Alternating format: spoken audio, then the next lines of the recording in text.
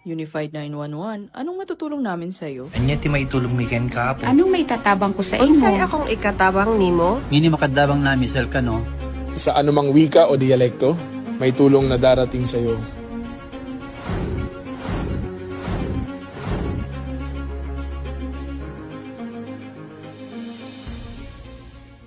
Lilingkod sa bawat Pilipino at magbibigay ng tamang impormasyon para sa tahimik at maayos na Pilipinas. Police News Network, alagad ng batas, tagapagtaguyod ng balitang pulis, sandigan ng mamamayan, patnubay ng katotohanan. La Campo Crame, maghahatid ng pinakahuling kaganapan at nagbabagang balita. Ito ang PNN Police News Network. At ngayon, ang inyong mga tagapagbalita. Magandang araw, bagong Pilipinas. Ako ang inyong alagad ng batas, tagataguyod ng Balitang Pulis, Patrolman Edwin Baris. Maghahatid sa inyo ng tamang balita, kwento ng pulis at serbisyo para sa mamamayan. At ito ang PNP News Online. Ang pangunahing balita ng Police News Network, alagad ng batas, tagataguyod ng Balitang Pulis.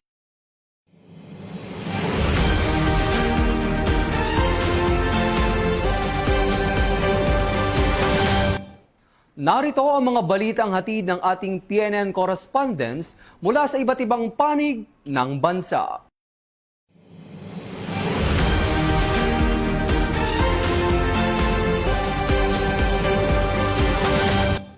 Mahigit 34 na milyong halaga ng hininalang shabu ang nasabat ng mga otoridad matapos maaresto ang 3 sospek sa isinagawang buy-bust operation sa Zamboanga City.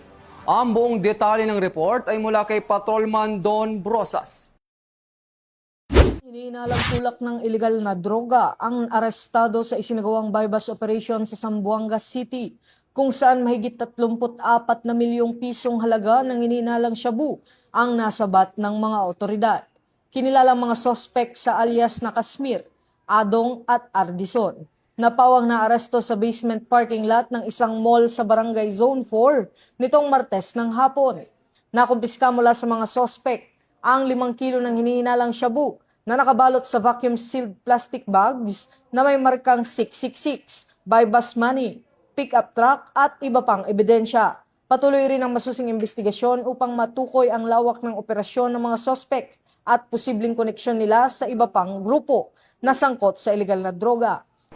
Mula rito sa PNP National Headquarters, ako ang inyong PNN correspondent, Patrolman Don Brosas, alagad ng batas, tagataguyod ng Balitang Pulis. Maraming salamat, Patrolman Brosas.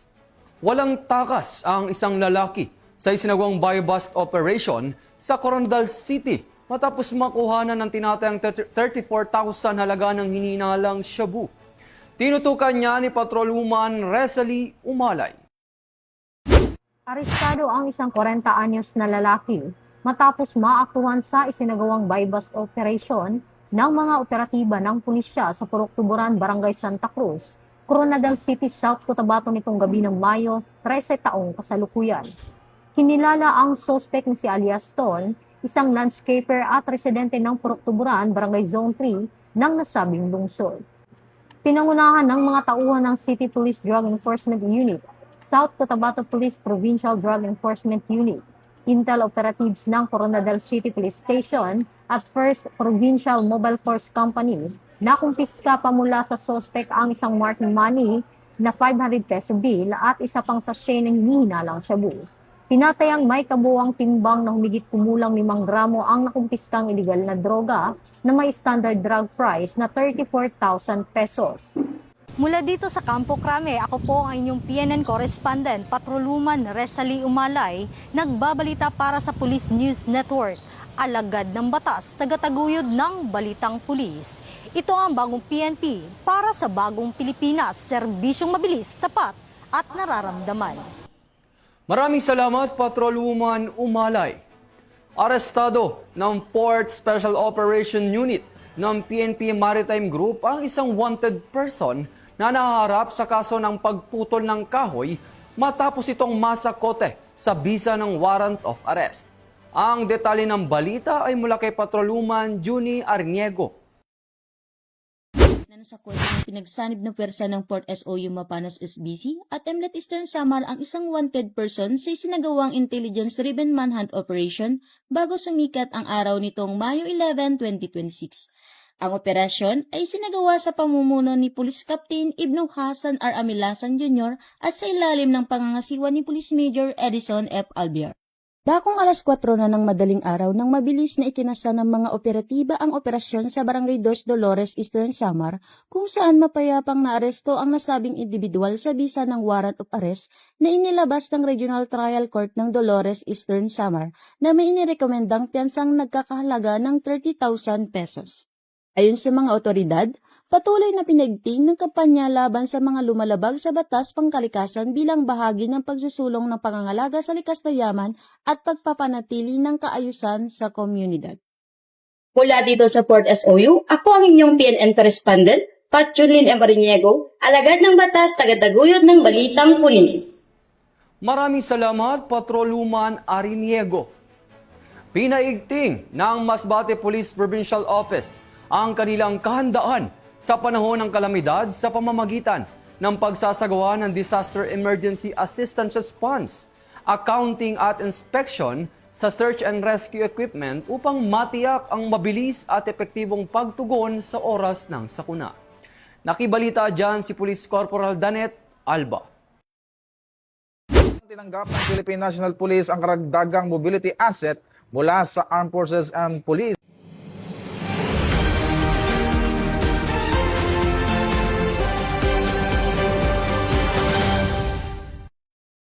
Nagsagawa ang Masbate Police Provincial Office ng Accounting of Personnel at Equipment Showdown bilang bahagi ng pinaigting na kahandaan ng kapulisan sa pagtugon sa anumang kalamidad at sakuna sa pangunguna ni Police Colonel Jefferson B. Araojo, Provincial Director, Masbate Police Provincial Office.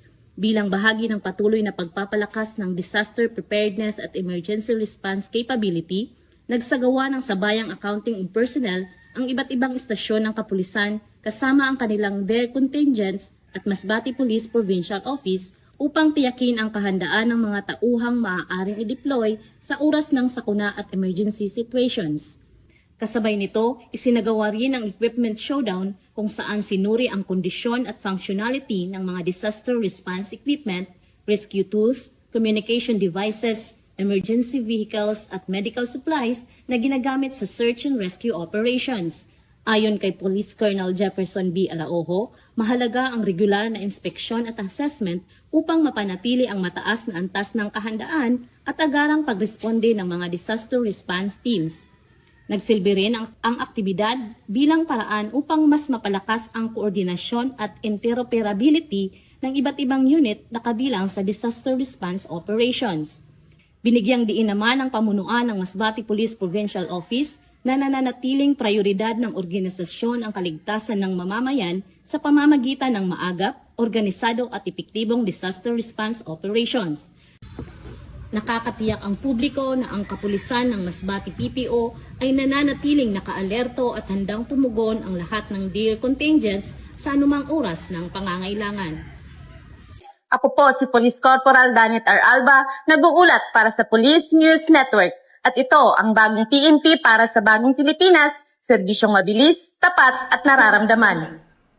Maraming salamat, Police Corporal Alba.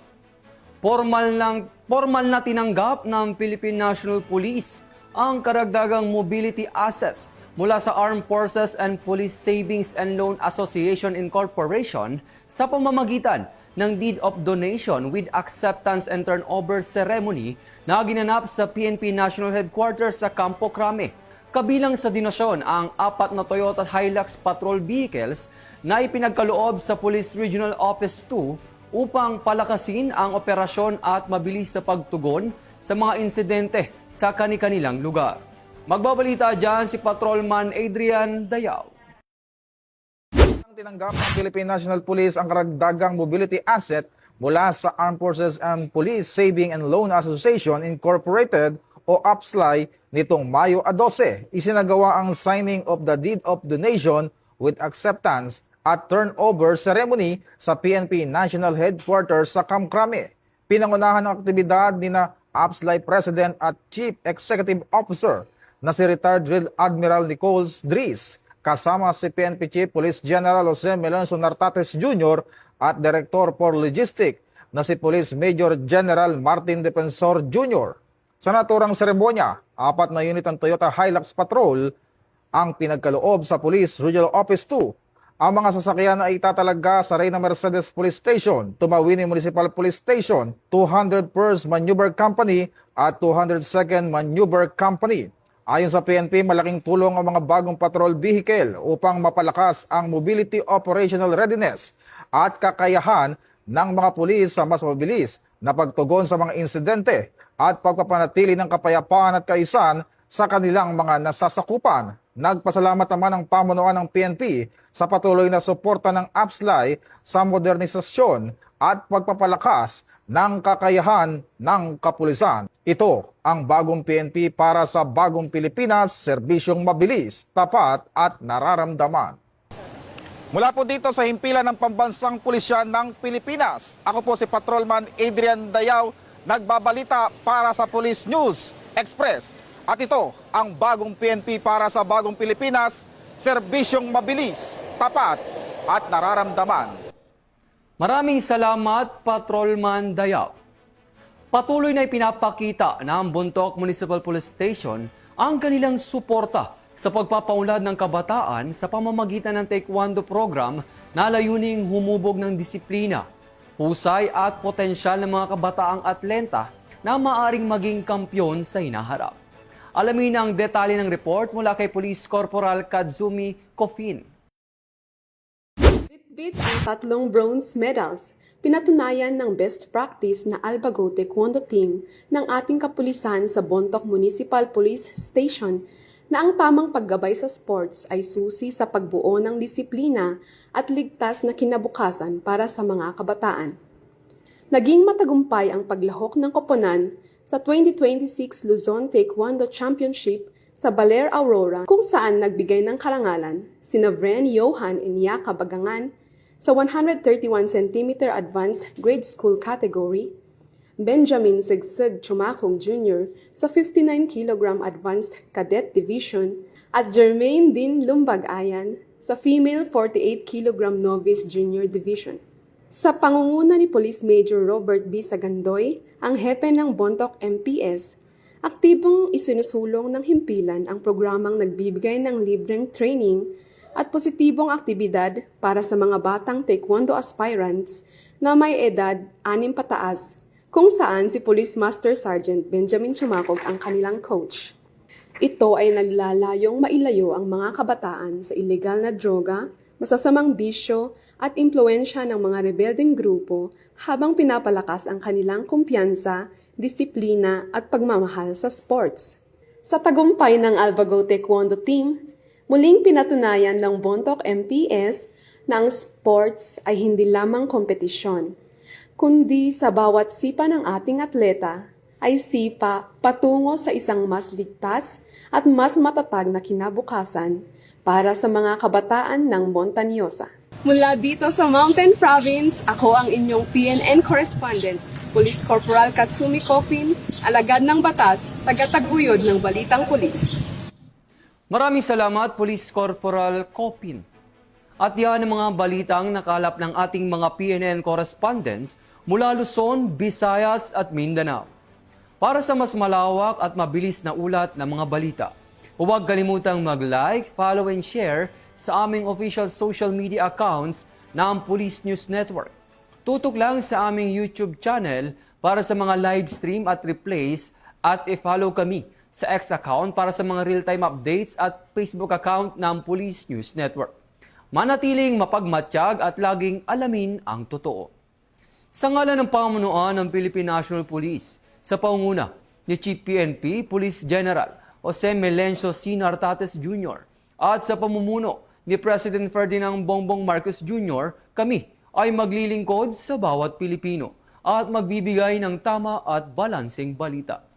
Mula rito sa tanggapan na tagapag-ugnay ng Pambansang Pulisya, ako ang inyong alagad ng batas, tagataguyod ng Balitang Pulis, Patrolman Edwin Baris.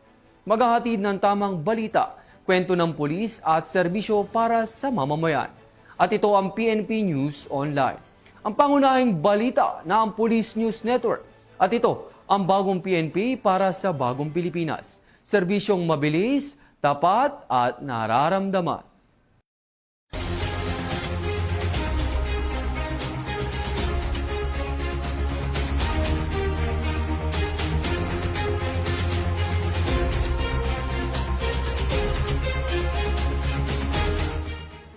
Police News Network, alagad ng batas, tagapagtaguyod ng balitang pulis.